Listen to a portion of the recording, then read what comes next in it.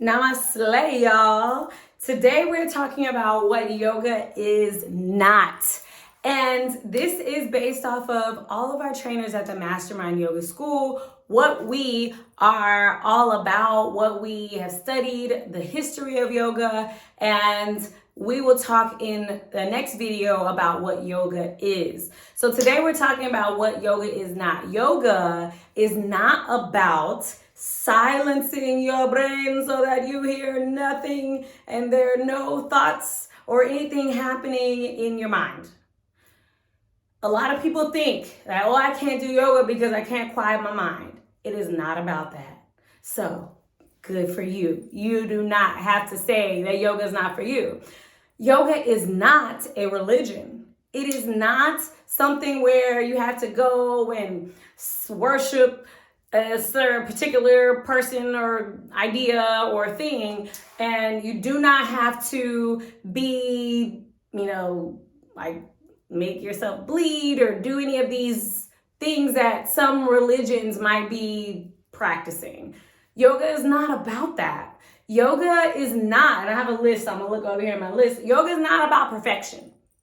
We do not have to be perfect people, because who defines perfect? I mean, what the fuck is perfect? Like, does perfect mean that I never cuss because I'm a yogi? Does perfect mean that I only wear yoga clothes all the time? Or do we think back to like the old standards of like perfect if we talk about being naked as we were born? Does perfect mean I need to be completely naked? Does perfect mean, I need to exist in that plane?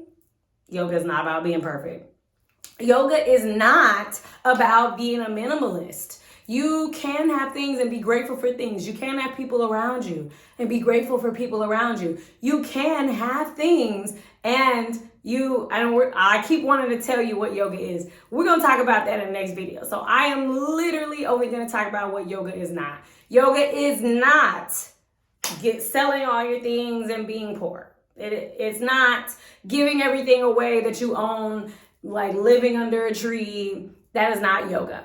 Yoga is not silence and never talking and never saying anything, never cussing. Silence in yoga, like you can use silence as a tool in yoga, but that's not what yoga is. Yoga is not one way. It's not one size fits all. We see these people, we got hot yoga, we got yoga and dancing, we got meditation, we got all these different possibilities that we'll explore more in the next video.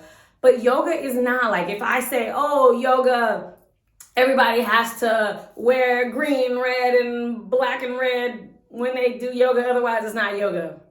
Like, who sets the way of the yoga that everybody else has to comply? Like, yoga is not about that. Yoga is not that, y'all, okay? Yoga is not only like if you only do hot yoga. Well, I only do hot yoga, or I only do power yoga. Yoga is not that. Or even the people you see, like people do trap yoga and twerk yoga and Beyonce and all of these other things. Like, and then people who are so, this happens, I'm telling you. This happens in any different topic. People get so used to and so set on their way of doing things that they think everything else is the wrong way. Well, who are you to tell someone that they can't do yoga while they're shaking their ass? Or they can't do yoga while they're, loving on their family or having sex with their husband or whatever. Like, yoga can't be defined by one person. So to think that you could even say, well, that's not yoga. I personally don't like goat yoga. I would never personally practice goat yoga. However, it's not up to me to say that goat yoga is not yoga. That's something else that somebody else enjoys and they do, all of that, then that's their yoga. And I'm okay with that. And I don't have to practice every type of yoga because you will never catch me doing yoga with a fucking baby goat. Okay. All right, what was my list? Okay, yoga is not religion. We are not up in here worshiping God, devil, whoever. However, and especially when I first started practicing yoga, because I was like, I grew up in the church and everybody be like, oh, you can't do yoga, yoga evil, you be summoning the spirits and shit. Oh, there's so many many things, y'all. So many things that, y'all heard them. They come up with the shit. All right, so I would be on my mat, like, praying. Like, every time I did this, I would thank God. Every time I did this, I would, have something else that I made it a part of my practice to bring God into my practice. However, the teacher wasn't necessarily saying, and I don't remember ever taking a class where the teacher said, anything that had to do with a particular religion. Now, again, like I said before, like with the goat yoga, people can take yoga and use it in whatever way that really speaks to them. So they may be doing, Buddhist yoga and Christian yoga and I don't know, all the other types of religions and mixing them with yoga. But that is not what yoga is. Does that make sense? Are you getting this? Okay. Yoga is not that. Yoga is not only physical. You scroll on the timelines and see all these bendy shits and all this breath technique and think that that's what yoga is. Yoga is so much more than that. Yoga, I'll talk about in the next video. See, I keep getting tempted. But I'm going to come back to that in the next video, okay? No, yoga is not specifically a physical thing. And this is what happened for me when I could not move. I was so swollen from autoimmune. I was dealing with lupus. I had not been diagnosed yet, because when I got diagnosed, I was like getting the meds. And so I was like, I could function. But before they diagnosed me, and I was just like stuck, like everything's swollen. My feet hurt so bad I couldn't walk. My hands hurt when I held or gripped anything. So it was just like all I could do was lay on my bed and feel things and notice things. And so yoga is not about being physical. It doesn't mean that I'm not doing yoga if I can't put my foot behind my head, okay? Which I can put my foot behind my head, but I have to be really, really, really, really, really, really, really, really warm. Like a 90-minute to 2-hour class, and maybe like 90 minutes, but one of those, and I with very intentional practice, and then I can put my foot behind my head. Okay, so it doesn't just happen like swoop. Although if I practice it, I'm sure it could, but that's just not my personal goal or anything. Yoga is not hard. Yoga is not one size fits all. And so when people think that I need to make my yoga look like XYZ, and they're coming from a place that's not XYZ, then it seems like it's hard. When you look at yoga as a way to be in this space and this existence, then anything you do to connect to your body is not hard. Anything you do to connect to your breath is not hard. You can change the things and make the things fit to you, and so it's not hard. So if anybody ever tells you yoga is hard, I mean, there may be challenging things, but if I'm in a class and I don't feel like doing something, think I'm doing it? I'm not. I might try it out, but if my body says no, then I back off. So when the way that I define things as being hard is like my body is like fight, like there's a resistance from my body to do the things. So now instead of living in that place of resistance and labeling that as hard, I just find a modification or not do the thing. So it don't have to be hard.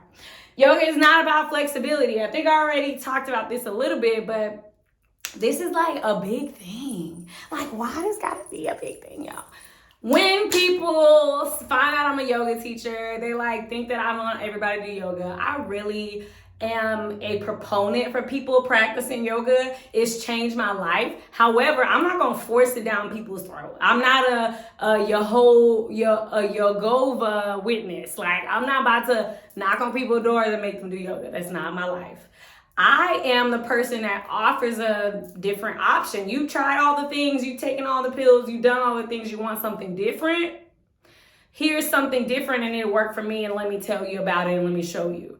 That's the way that I approach yoga. And whenever I see yoga teachers who like try to convince people, like debate people, like that they should do yoga, you're wasting your time. Like if somebody came up and debated you about something that you would never do, they'd be wasting their time. So teachers, save your breath. offer it as an option. You can tell people, things that you like about it, but we're not forcing anybody to do yoga. That's not yoga. See, I did that. That wasn't even on my list though. That was good. Okay, so people always say, oh, I can't do yoga, I'm not flexible. This is like my favorite, not favorite question. So when they say that, I'm like, you're not flexible physically or mentally? And then they're like,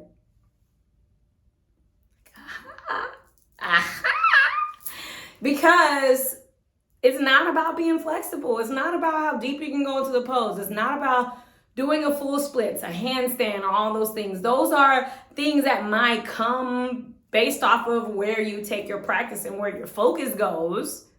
I didn't practice inversions for years and years and years and years and years and years. I didn't start practicing inversions till recently. And I've been practicing like 10 years maybe now. I did not start practicing inversions until like a couple years ago. And so if I had said, oh, I'm not doing yoga because I'm not, doing handstands, then like for several years, then I wouldn't do yoga. It's just, those are not things that are qualifiers for yoga. Yoga can exist in those realms, but it's not required to have those things. You get what I'm saying? Okay. Those are the things that yoga is not. And I am sure that I left some things out, and there's a lot more things that yoga is not. However, we're going to leave it with that list, and we're going to keep this video to this. And if I ever have an epiphany and I really want to share more things that yoga is not, I'm going to make another video. And in our next video, I will be talking about what yoga is, and I will reference these things in my what yoga is not list. So stay tuned for the next video. I am so excited to be here with you from Mastermind Yoga School, part of the yogaqueen.org brand. And my name is Alicia. I am one of the lead trainers at this current moment. I may not be in the future. I might appoint somebody else to be the lead trainer and take over this so that I can focus on other things. We'll see. So if you are right now wanting to be a part of the yoga teacher training and you want to be certified as a yoga teacher, we go beyond the current minimum that's set by the Yoga Alliance. If you haven't already seen my video about the Yoga Alliance, check that out. I may be able to link that in one of these corners. So yeah, we go above that because that is the minimum, okay?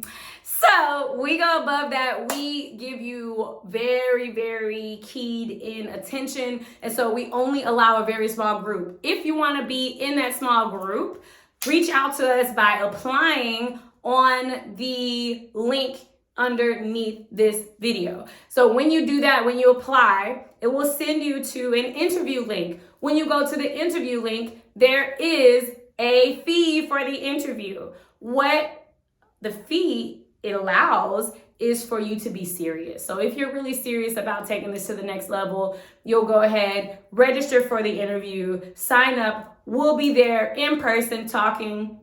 And I found that sometimes people pay for the interview and still don't show up. So, hey.